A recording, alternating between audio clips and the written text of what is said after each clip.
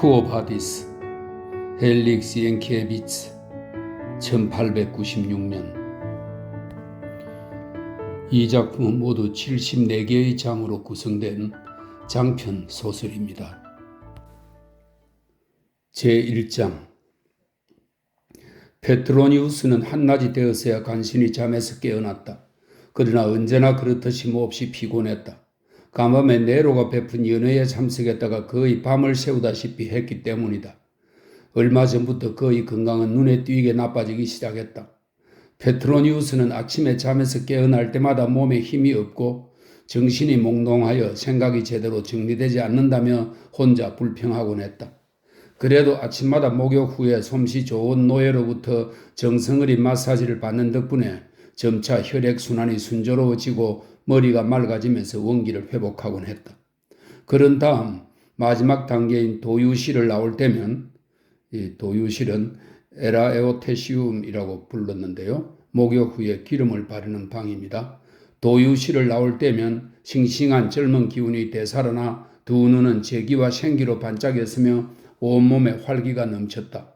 그 우아하고 세련된 풍채는 오토마즈도, 오토는 네로 시대의 유명한 한량이자 네로의 두 번째 부인인 포페아의 전 남편입니다. AD 69년에 로마의 황제가 됩니다. 세련된 풍채는 오토마즈도 따라오지 못할 정도였다. 그야말로 고상한 판관이라는 명성에 손색 없는 단아한 모습이었다. 페트로니우스는 공중목욕탕에는 좀처럼 가지 않았다. 어쩌다가 로마 시내에 이름난 웅변가가 오거나 체육관에서 흥미로운 격투시합이 벌어질 때만 들렀다. 자기 집에 남부럽지 않은 목욕탕을 가지고 있었기 때문이다. 그 목욕탕은 당시 세베루스와 함께 양대 건축가로 이름을 날리던 켈레르가 페트로니우스를 위해 특별히 개축한 것이었다. 뛰어난 미적 감각을 발휘하여 호화롭게 장식한 그 목욕탕은 네로조차도 황실의 욕실보다 더 낫다고 감탄할 정도였다. 물론 황궁의 목욕탕은 그보다 훨씬 규모가 크고 비교도 할 수 없을 만큼 온갖 사치스러운 시설을 갖추고 있었다. 페트로니우스는 전날 밤 연회에서 바티니우스는 원로원의 의원입니다. 바티니우스의 바보스러운 익사를 참느라고 따분하고 지루한 시간을 보내야만 했다. 향연이 끝난 뒤에는 네루와 루카누스는 세네카의 조카이자 시인입니다. 그리고 세네카는 로마의 철학자이자 정치가이고 네로의 스승입니다. 루카누스, 세네카와 함께 여자들도 영혼을 가지고 있는가라는 주제로 밤새도록 토론했다. 그래서 오늘은 유난히 늦잠을 잤고 아침나절의 일과인 목욕을 이제야 겨우 끝마친 것이다. 두 명의 건장한 욕실 담당 노예가 눈처럼 새하얀 이집트산 아마포를 씌운 사이프러스 평상 위에 페트로니우스를 눕히고 향기 좋은 올리브유를 발라가며 균형 잡힌 그의 몸을 문지르기 시작했다. 페트로니우스는 눈을 감고 한정탕의 열기와 노예의 손에서 전해오는 따뜻한 기운이 온몸에 스며들어 피로가 풀릴 때까지 기다렸다. 얼마 후에 눈을 뜬 페트로니우스는 날씨가 어떤지 물었다. 아울러 보석상 이도메네우스에게 감정을 의뢰한 보석이 도착했는지도 물었다. 노예들은 알바누스 산에서 미풍이 불어와 날씨가 아주 좋으며 보석은 아직 도착하지 않았다고 대답했다. 페트로니우스는 다시 눈을 지그시 감고 온탕은 테피다리움이라고 불렸고요. 미지근한 물이 들어있는 탕으로 열탕인 갈다리움 다음에 들어가는 곳이랍니다. 온탕으로 옮기겠다고 말했다. 바로 그때였다. 손님 안내 임무를 맡은 노예가 휘장대에서 고개를 내밀고 소아시아에서 막 돌아온 소 마르쿠스 비니키우스의 방문을 알렸다. 페트로니우스는 손님을 온탕으로 안내하라고 이르고 자리에서 일어나 그곳으로 갔다. 비니키우스는 선황인 티베리우스 황제 시절부터, 이 티베리우스 황제는 로마의 제2대 황제입니다. AD 14년에서 37년까지 제위에 있었습니다. 비키니우스는 선황인 티베리우스 황제 시절부터 집정관을 지낸 마르쿠스 비니키우스에게 출가한 페트로니우스의 누이가 낳은 아들이었다. 이 청년은 코르블로 장군, 이 코르블로 장군은 클라우디우스 및 네로 시대의 유명한 장군입니다. 이 청년은 코르불로 장군 휘하에 있던 파르티아 원정군에 파견되었다가, 이 파르티아는 카스피의 동남쪽에 있는 왕국으로 넓은 의미의 페르시아 제국입니다. 파르티아 원정군에 파견되었다가 전쟁이 끝나 로마로 돌아왔다.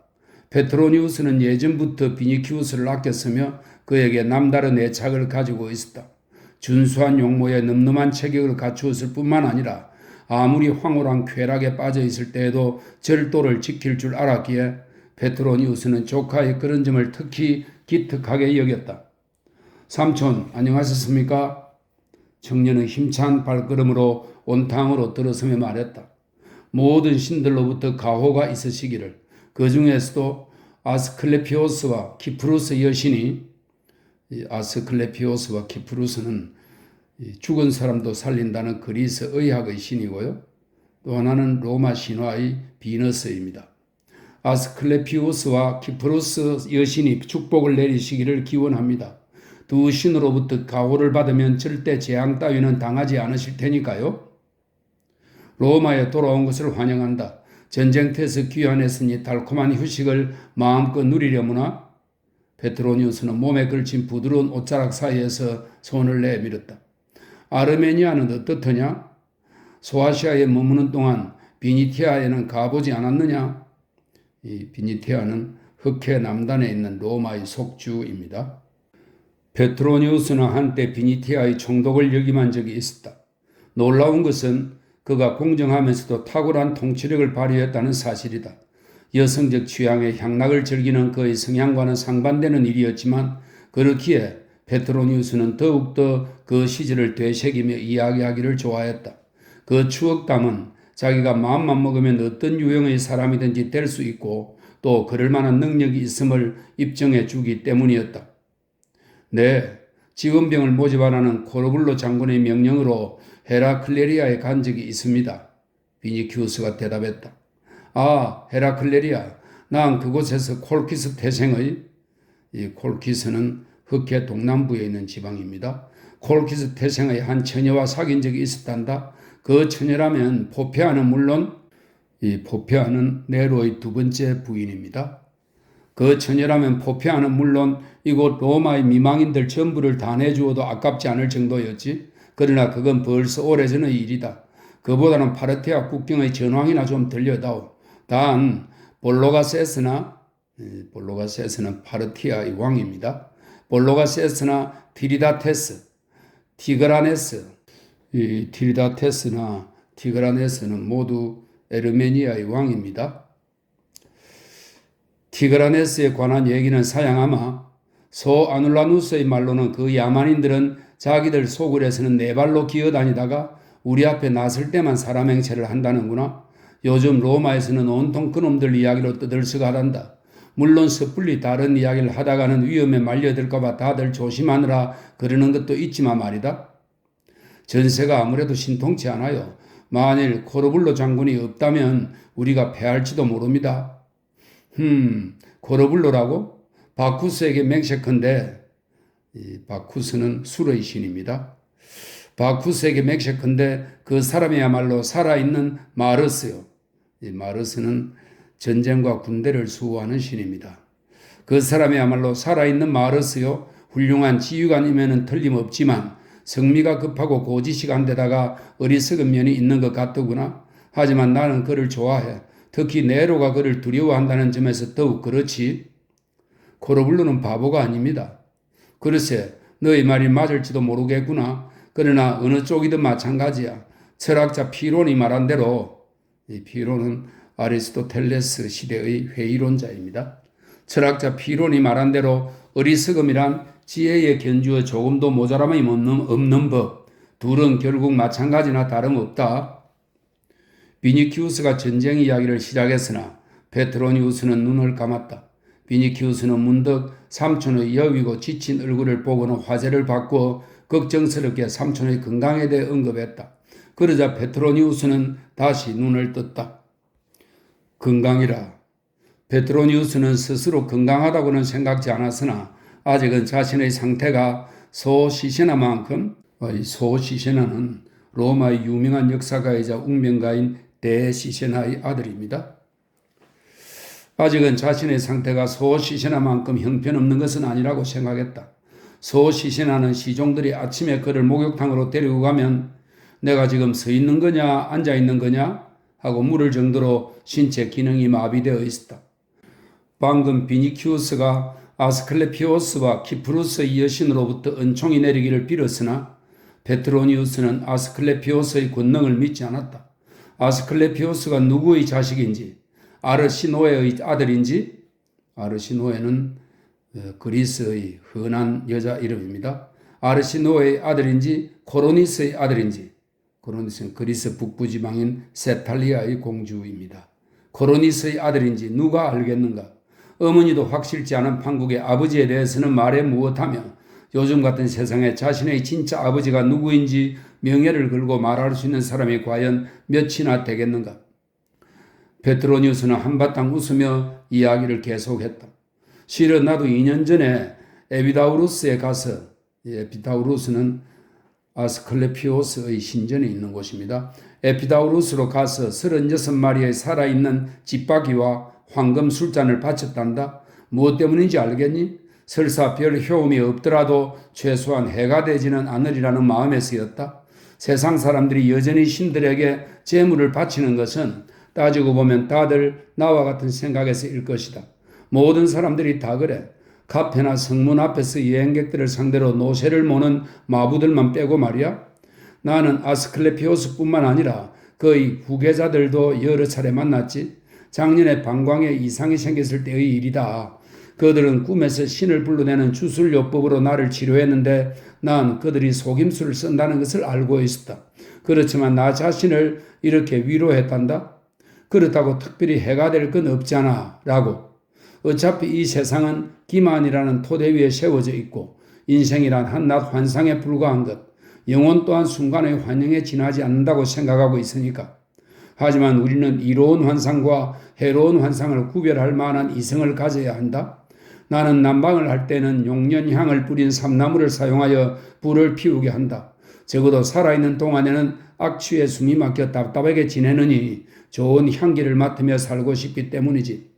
키프루스 여인의 경우에는 너도 좀 전에 축복을 빌어주었지만 나 또한 오른쪽 다리에 쥐가 날 만큼 참배하러 다녔으니 그 은총에 대해서는 잘 알고 있단다. 어쨌든 키프루스는 친절한 여신이야. 짐작컨대 너도 머지않아 신전에 가서 그 여신의 제단에 흰 비둘기를 바치려고 마음먹고 있을걸?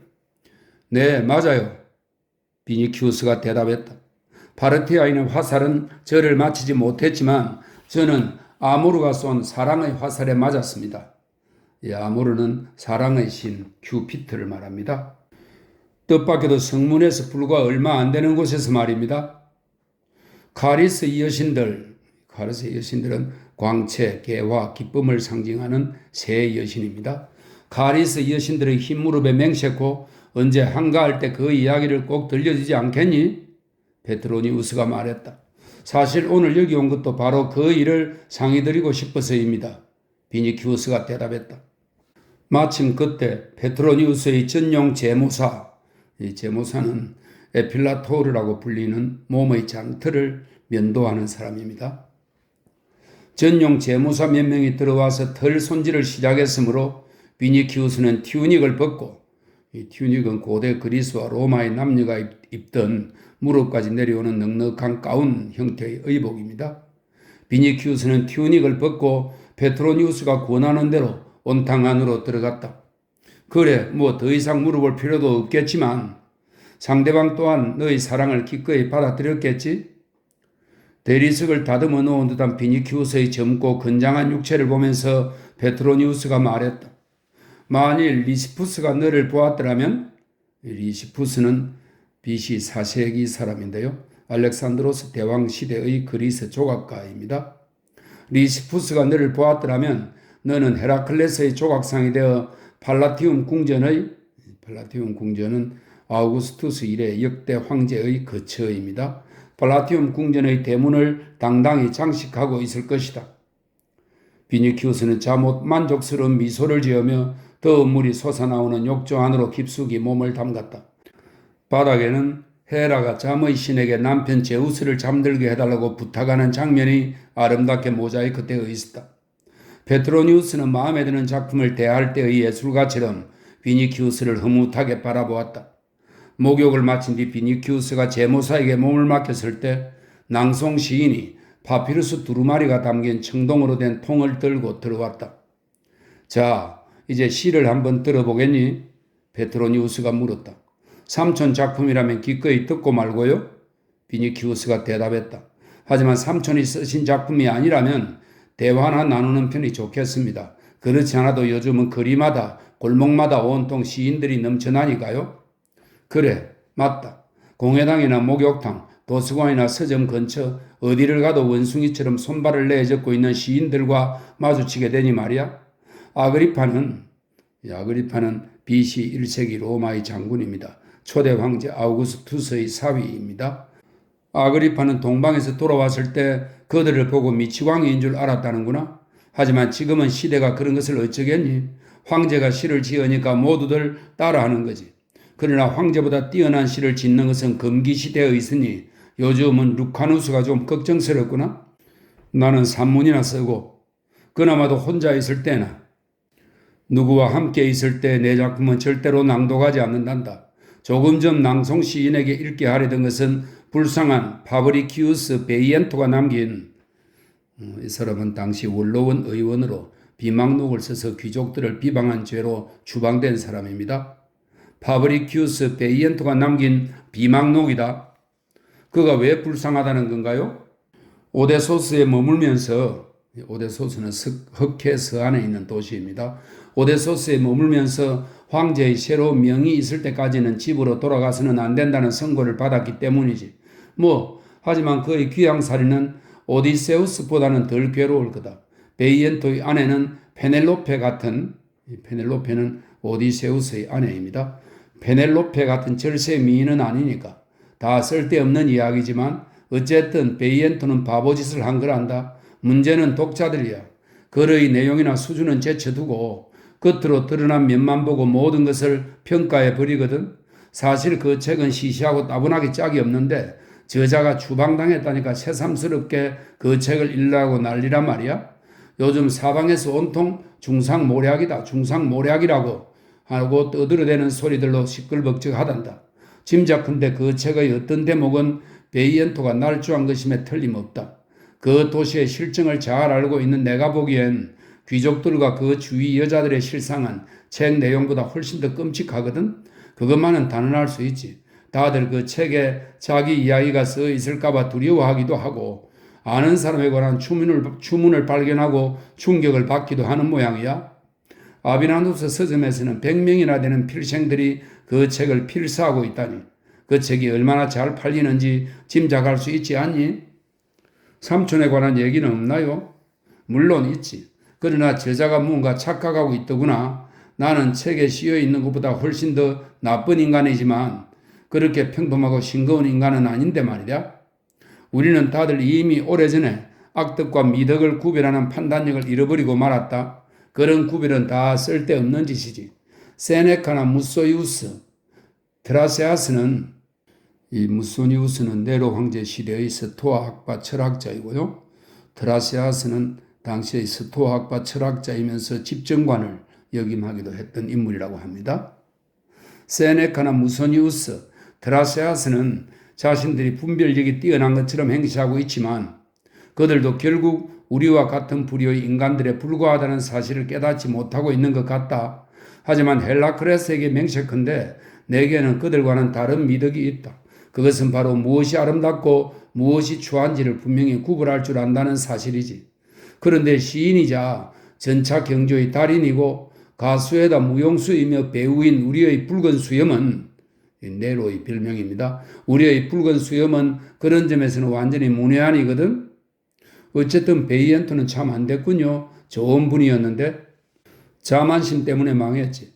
모두들 베이엔토가 그 책을 썼을 것이라고 추측하면서도 저자의 정체를 정확하게 아는 사람은 없었는데 베이엔토 자신이 비밀이라고 하면서 사방에 찌끄리고 다녔단다. 그런데 루피누스 사건에 대해서는 들었느냐? 아니요. 그럼 냉탕실로 가서 말해주마. 이 냉탕실은 프리기다리움이라고 불리던 몸을 식히는 방입니다. 그들은 냉탕실로 자리를 옮겼다. 방 한가운데 있는 연분홍빛 분수에서 제비꽃 향기를 은은히 풍기며 물줄기가 뿜어져 나오고 있었다. 두 사람은 비단을 바른 벽감은 벽면을 파내어 움푹 들어간 공간으로 주로 조각품이나 장식품을 놓는 자리입니다. 비단을 바른 벽감에 자리를 잡고 앉아 몸을 식히기 시작했다. 잠시 침묵이 흘렀다. 비니키우스는 님프를 품에 안고 그 입술에 열렬히 입맞추는 파우누스의 청동상을, 파우누스는 반은 사람 반은 양의 모습을 한 주색을 밝히는 숲의 신입니다. 시티루스라고 부르기도 합니다. 파우누스의 청동상을 묵묵히 바라보고 있었다. 이윽고 비니키우스가 입을 열었다. 바로 이겁니다. 인생에서 최고의 즐거움이란 이런 것이 아닐까요? 뭐 그렇다고도 할 수 있겠지. 하지만 너는 이런 삶 말고도 전쟁을 사랑하지 않니? 나는 전쟁이라면 딱 질색이다. 천막에서 생활하다 보면 손톱이 부러지거나 지저분해지니까 말이다. 하기는 사람마다 제각기 좋아하는 분야가 다른 법이지. 붉은 수염은 노래 부르기를 즐기는데 그 중에서도 자기가 직접 만든 노래를 부르는 것을 제일 좋아한단다. 데스카우루스는 당시의 유명한 변호사로 집정관까지 지낸 인물입니다. 후에 반역자로 몰려서 자살합니다. 데스카우루스는 코린투스는 고대 그리스의 도시로 상업과 예술의 중심지입니다. 코린투스 도자기를 좋아해서 잘 때도 침대 머리맡에 놓아두고 잠이 오지 않을 때는 거기에다 입을 맞추곤 한다는구나. 그래서 그 도자기의 가장자리가 둥그렇게 달아보였다지. 그건 그렇고 너는 시를 쓸 줄 아니? 아니요. 단 한 편도 써본 적이 없어요. 류트를 연주한다든지, 류트는 기타와 비슷한 모양의 현악기입니다. 류트를 연주한다든지 노래 부르는 것은 별로요. 전차 경주는 어떠냐? 안티오크에서 딱 한 번 시합에 나간 적이 있었는데 별로 신통치 못했어요. 그럼 너희 신상에 관해서는 안심해도 되겠구나. 그때 시합에서는 무슨 조에 속했지? 녹색조였어요. 이 선황인 칼리굴라가 녹색조를 열렬히 응원했으므로 네로 시대에도 그런 풍조가 이어졌다고 합니다. 녹색조였어요. 그렇다면 더욱 마음을 놓을 수 있겠구나. 너는 부자지만 팔라스는 그리스 태생의 해방 노예로 클라우디우스 황제의 회계 담당 비서관입니다. 로마의 재정과 모든 세금을 관리하여 대부호가 되었다고 합니다. 너는 부자지만 팔라스나 세네카만큼은 아니지. 너도 알다시피 이곳에서는 시를 쓰거나 류트를 연주하거나 노래를 부르거나 전차 경주에 참가할 수 있지만 보다 안전한 것은 시도 쓰지 않고 류트 연주도 하지 않고 노래도 부르지 않고 전차 경주에도 나가지 않는 거란다. 제일 좋은 것은 붉은 수염이 그런 일들을 할 때 옆에서 찬사를 늘어놓는 거지. 너는 젊은 데다가 용모가 출중하니 포페아의 마음을 사로잡을 위험이 있다. 하지만 포페아는 그 방면으로는 경험이 풍부한 여자라서 너 같은 풋내기에게는 관심이 전혀 없을 수도 있겠구나. 연애는 두 명의 전 남편은 크리스피누스와 오토를 가리킵니다. 두 명의 전 남편들과 질리도록 했으니 세 번째 남편에게서는 무언가 다른 것을 추구하려고 할지도 모르겠다. 저 어리석은 오토는 아직까지도 포페아에 대한 미련을 버리지 못해 거의 실성한 채 지내고 있다는구나. 에스파니아의 산 꼭대기를 헤매고 다니며 한숨으로 세월을 보낸다는 거야. 예전의 습관들은 까맣게 잊은 듯 몸담장도 하지 않고 이제는 매일 아침 머리 손질하는데 고작 3시간이면 충분하다니 말 다 했지. 오토가 그렇게까지 변할 줄 누가 상상이나 했겠니? 저는 그런 심정을 이해할 수 있을 것 같아요. 비니키우스가 말했다. 하지만 만약 제가 오토라면 적어도 그렇게 행동하지는 않을 것입니다. 그럼 어떻게 하겠느냐? 만일 제가 그의 입장이라면 그곳 산지에서 주민들을 모아 충성스러운 군단을 몇 개 만들 겁니다. 이베리아인은 군인으로서는 훌륭한 제목이니까요.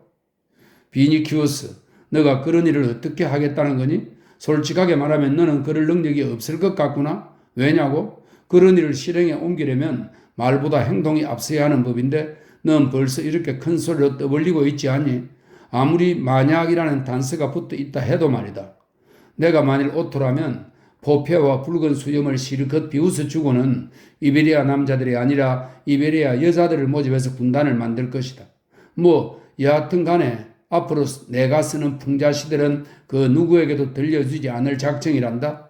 루피누스와 같은 불쌍한 처지가 되면 곤란하니까. 참, 루피누스 사건에 대해 말해주신다고 하셨죠? 그래, 향유실로 가서 들려주마. 이 향유실은 웅크토리움이라고 불리는 방으로 목욕 후에 향유를 바르는 공간입니다. 향유실로 가서 들려주마. 하지만 향유실에서 비니키우스의 시선과 관심은 엉뚱한 쪽에 집중되었다. 그곳에는 목욕을 마친 사람들의 마지막 시중을 들어주는 매우 예쁜 여자 노예들이 있었던 것이다.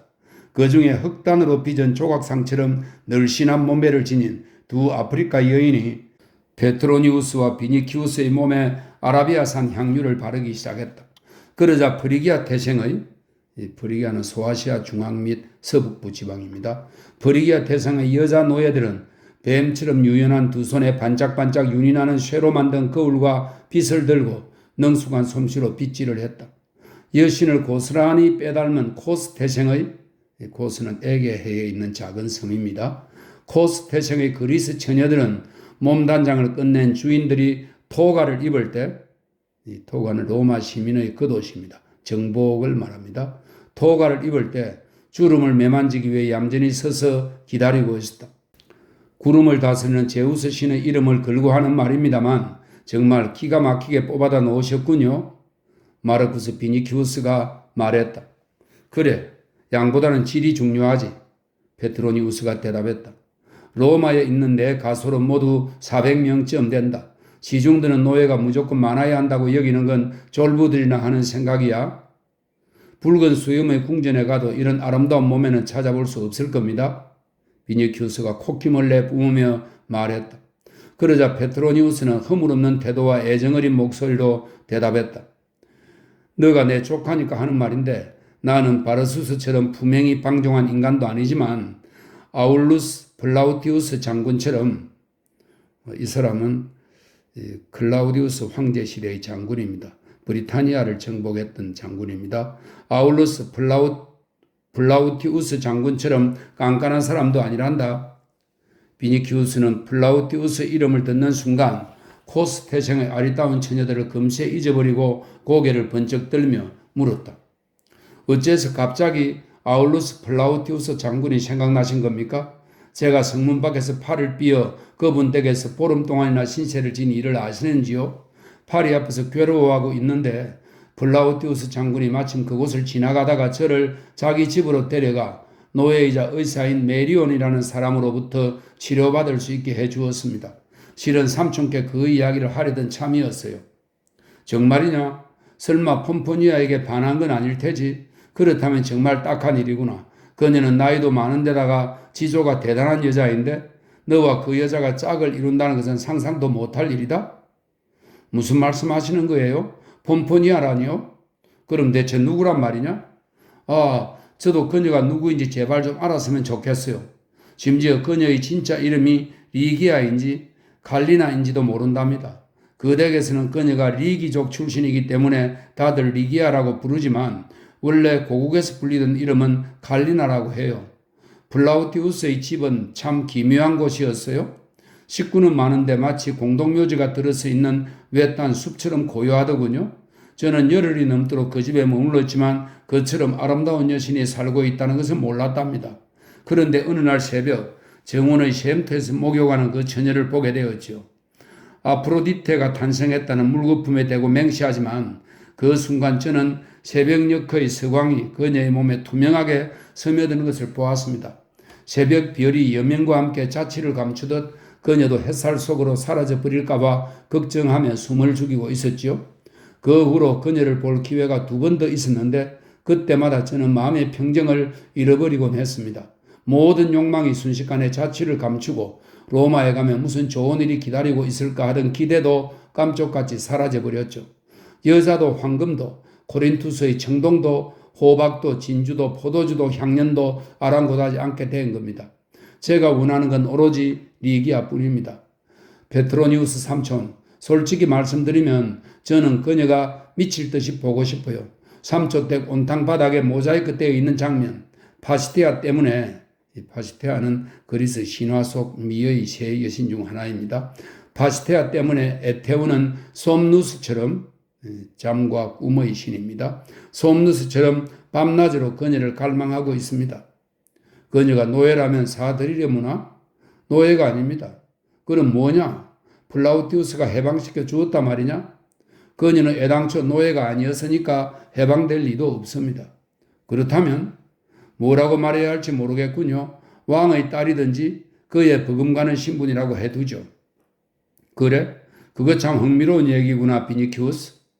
만약 궁금하시다면 당장 그 호기심을 만족시켜 드리겠습니다. 그렇게 거의 긴 얘기도 아니거든요.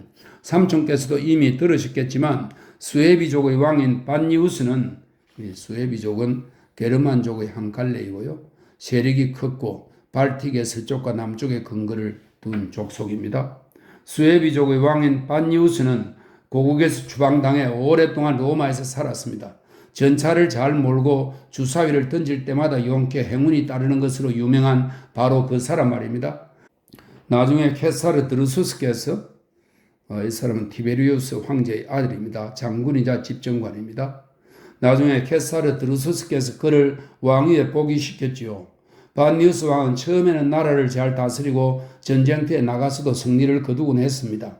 그러다 차츰 사악해져서 이웃 나라는 말할 것 없고 자기가 다스리는 수에비족의 재산까지도 빼앗기 시작했습니다. 그러자 헤르문두리의 왕, 헤르문두리는 게르만의 한 부족인데 지금의 라인강 상류에 거주하는 족속이었습니다. 그러자 헤르문두리의 왕 비빌리우스의 두 아들이자 반니우스 왕에게는 조카뻘이 되는 반교와 시도가 반니우스를 다시 로마로 강제 추방했습니다. 그리하여 반니우스는 또 한 번 주사위의 운명을 걸게 되었던 것입니다. 그래, 기억이 난다. 클라우디우스 황제 때 일이었으니 그리 오래된 얘기도 아니지. 그렇습니다. 결국 전쟁이 일어나고 말았죠. 그러나 반니우스는 야지기족에게, 이 야지기족은 다뉴브강 하류에 살던 사르마티아족을 말합니다. 야지기족에게, 그의 조카들은 리기족에게, 이 리기족은 지금의 폴란드 영토인 비스와 강과 오드라 강 유역에 거주했던 슬라브족을 말합니다. 그의 조카들은 리기족에게 도움을 청했습니다. 반니우스가 부자란 소문을 들은 리기족은 전리품에 대한 욕심으로 엄청난 병력을 동원하고 전장으로 출동했습니다. 그 수가 어찌나 많았던지 클라우디우스 황제께서도 국경의 안전을 염려할 정도였지요. 클라우디우스 황제는 야만족들의 전쟁에 관여하기를 원치 않았지만 어쩔 수 없이 다뉴브 군단을 지휘하고 있던 아텔리우스 히스테리 장군에게 친서를 보내 로마의 평화가 위협받지 않도록 전세를 각별히 주시하라고 명했습니다. 히스테리 장군은 리기족에게 국경을 침범하지 않겠다는 서약을 요구하기에 이르렀고 리기족은 이에 동의했을 뿐 아니라 인질들까지 보냈습니다. 그 인질들 가운데 족장의 부인과 딸도 끼어 있었던 것이죠. 야만족들은 전쟁에 나갈 때 아내와 자식들을 데리고 다니니까요. 제가 말하는 리기아는 바로 그 족장의 딸입니다. 그걸 어떻게 알았니? 아울루스 플라우티우스께서 직접 얘기해 주더군요. 리기인들은 약속을 충실히 지켜 그 후로는 국경을 침범하지 않았지요. 야만족이란 원래 태풍처럼 몰려왔다 천둥처럼 사라지지 않습니까? 머리에 들솥불을 장식하고 다니던 리기인들 역시 그렇게 자취를 감추었습니다. 반니우스가 지휘하던 수에비인과 야직인을 쳐부셨지만 그 와중에 리기족의 왕이 전사해버렸기 때문이죠. 리기인들은 인질들을 그대로 히스테르 장군 휘하에 남겨둔 채 전리품을 챙겨가지고 떠나버렸습니다. 얼마 후 리기아의 어머니가 죽자 히스테르 장군은 어린 소녀를 어떻게 해야 좋을지 망설이다가 게르마니아의 통치자인 폼포니우스에게 보내기로 결심했습니다. 카티족과의 전쟁이 끝나자, 카티족은 지금의 라인강 중류에 거주하던 게르만의 한 부족입니다. 카티족과의 전쟁이 끝나자 폼포니우스는 로마로 돌아오게 되었습니다. 그 무렵 외삼촌께서도 아시다시피 클라우디우스 황제께서 성대한 개선식을 베풀도록 지시했습니다. 그때 리기아도 개선 행렬을 따라 로마로 들어오게 된 것이죠. 개선식이 끝난 뒤 폼포니우스는 그녀의 거취 문제를 놓고 고민에 빠졌습니다. 인질을 포로로 취급할 수는 없었기 때문이죠. 결국 자기 누이이자 플라우티우스의 부인인 폼포니아 그레키나에게 소녀를 맡기기로 했습니다. 그 집 사람들은 주인 내외는 물론이고 우리에 있는 새끼 오리까지도 정숙하기 이를 데 없었으므로 리기아 또한 폼포니아 그레키나 못지않은 고결하고 정숙한 처녀로 성장하게 된 것이죠. 리기아의 미모 앞에서는 저 유명한 포페아 황후도 마치 헤스피리데스에서 따온, 헤스피리데스는 황금사과가 열리고 용이 지키고 있다는 신의 낙원입니다. 헤스페리데스에서 따온 능금 옆에다 가을의 무화과를 갖다 놓은 것처럼 광채를 잃고 말 것입니다. 그래서 다시 한번 말씀드리지만 샘트에서 햇살이 그녀의 몸에 투명하게 스며드는 것을 본 그 순간부터 저는 열렬히 사랑에 빠지고 말았답니다. 그러면 그 처녀는 뱀장어나 새끼 정어리처럼 속이 훤히 들여다 보인단 말이냐? 베트로니우스 삼촌, 제발 저를 놀리지 마세요. 제가 한낱 욕정 따위를 못 참아서 그런다고 오해하실까봐 말씀드리는데요. 화려한 의상 밑에는 대부분 깊은 흉터가 감추어져 있는 법이죠. 한 가지 더 드릴 말씀이 있습니다. 소아시아에서 돌아오는 길에 저는 꿈의 계시를 받기 위해 모프수스는 그리스 신화 속 꿈의 예언자입니다. 모프수스의 신전에 하룻밤을 묵었습니다. 그때 예언자 모프수스가 제 꿈에 나타나서 앞으로 사랑으로 인해 제 삶이 큰 변화를 맞게 될 거라고 예언했습니다. 언젠가 플리니우스는 당시의 박물학자입니다. 언젠가 플리니우스가 신은 믿지 않으나 꿈은 믿는다고 했었는데 어쩌면 그의 말이 맞는지도 모르겠구나. 사실 나는 농담을 하면서도 너의 말에 대해 진지하게 생각하고 있었단다. 이 세상에 신이란 오로지 하나뿐이니 그것은 바로 전능하고 영원한 만물의 어머니 비너스라고 생각한다. 영혼과 육체, 사물을 한데 결합시킨 것도 비너스이지. 에로스야말로 세상을 카오스에서 건져낸 장본인이다. 그게 잘한 일인지 아닌지는 모르겠다만 아무튼 그 창조적인 힘만은 인정해야 해. 물론 축복을 내리느냐 아니냐는 그녀의 마음에 달렸지만 말이야. 베트로니우스 삼촌, 현명한 충고보다는 철학적인 수사가 훨씬 쉬운 법이죠. 그럼 도대체 너가 원하는 게 무엇이냐? 리기아를 갖고 싶습니다. 지금 이렇게 허공을 휘젓고 있는 이 두 팔로 그녀를 품에 안고 싶고 그녀의 숨결을 들이마시고 싶습니다. 만약 그녀가 노예라면 저는 그녀의 몸값으로 무엇이든 지불할 각오가 되어 있습니다. 노예 시장에 처음 팔려왔다는 표시로 발에 석회를 하얗게 칠한 싱싱한 처녀 100명이라도 아울루스 장군에게 바치겠습니다. 제 머리카락이 한겨울 소락대산 정상에, 소락대산은 로마 북쪽에 있는 높은 산입니다. 제 머리카락이 한겨울 소락대산 정상에 덮인 눈처럼 하얗게 셀 때까지 그녀를 제 곁에 두고 싶습니다. 그 여자는 노예는 아니지만 그래도 결국은 플라우티우스의 가솔이 아니냐. 게다가 자기 민족으로부터 버려진 아이니까 플라우티우스의 양녀로 생각해도 좋겠지. 그러니까 플라우티우스가 마음만 먹으면 그녀를 너에게 인계할 수도 있지 않겠니? 그건 폼포니아 그레키나를 모르셔서 하시는 말씀이에요. 그 댁에서는 리기아를 마치 친딸처럼 귀하게 여기고 있습니다. 폼포니아라면 내가 잘 알지. 살아있는 사이프러스 나무라고나 할까? 사이프러스 나무는 사리버들의 일종으로 주택가뿐만 아니라 묘지 근처에도 많이 심었으며 애도의 상징으로 여겨지기도 했던 나무입니다. 사이프러스 나무라고나 할까? 그녀가 아울루스의 아내만 아니었다면 아마 초상집에서 곡하는 여자로 고용되었을걸? 율리아가 죽은 뒤로 한 번도, 율리아는 아우구스투스 황제의 손녀입니다. 율리아가 죽은 뒤로 한 번도 상복을 벗은 적이 없다니까. 그녀는 언제 봐도 마치 아스포델로 덮여있는, 아스포델은 저승에 핀다는 백합을 닮은 꽃입니다. 마치 아스포델로 덮여있는 초원을 하염없이 걷고 있는 것처럼 우수에 차있지. 게다가 폼포니아는 우니비라란다. 우니비라는 한 남자만을 남편으로 섬기는 여자입니다. 게다가 폼포니아는 우니비라란다. 보통은 너댓 번씩 남편을 바꾸는 로마의 부인애들 틈에서 불사조와 같은 특이한 존재이지. 그건 그렇고 얘야, 최근에 이집트 북부 지역에서 불사조가 알을 깠다는 소문 들었니? 500년에 한 번 있을까 말까한 희귀한 사건이다. 삼촌, 베트로니우스 삼촌, 불사조 얘기는 나중에 합시다. 얘야, 그럼 무슨 말을 할 수 있겠니? 난 아울루스 플라우티우스를 잘 알아. 그 사람은 비록 내 생활 방식에는 불만이 있겠지만 그래도 내게 어느 정도는 호감을 갖고 있는 게 틀림없다. 어쩌면 다른 사람들보다 나를 더 좋게 평가하고 있을지도 모르지. 그건 내가 도미티우스 아페르나 디겔리우스, 이 두 사람은 네로의 충신이자 유명한 웅변가이고요. 그리고 한 사람은 네로의 근위대 사령관입니다. 그 밖의 다른 붉은 수염의 아침꾼들처럼 고자질이나 일삼는 자가 아니란 걸 잘 알기 때문일 게다. 스토아 학파를 흉내 내리는 건 아니지만 나는 세네카나 브루스도, 브루스는 네로의 무술 교사이고 근위대장을 지낸 사람입니다. 세네카나 브루스도 못 본 척하는 네로의 난잡한 행동에 대해서 눈살을 찌푸린 적이 한두 번이 아니었거든. 그러니 만일 내가 너를 위해 아울루스를 설득해야 한다면 한번 힘을 써보마. 삼촌이라면 분명 설득하실 수 있으리라고 확신합니다. 어디 설득뿐이겠어요? 삼촌의 지혜는 무궁무진하시잖아요. 사정을 자세히 알아봐 주시고 제발 플라우티우스에게 말 좀 잘 해주세요. 넌 내 세력과 기질을 과대평가하고 있구나. 하지만 너가 원하는 게 바로 그것이라면 플라우티우스와 그의 식구들이 로마로 돌아오는 대로 그와 얘기해보마. 벌써 이틀 전에 다들 돌아왔습니다.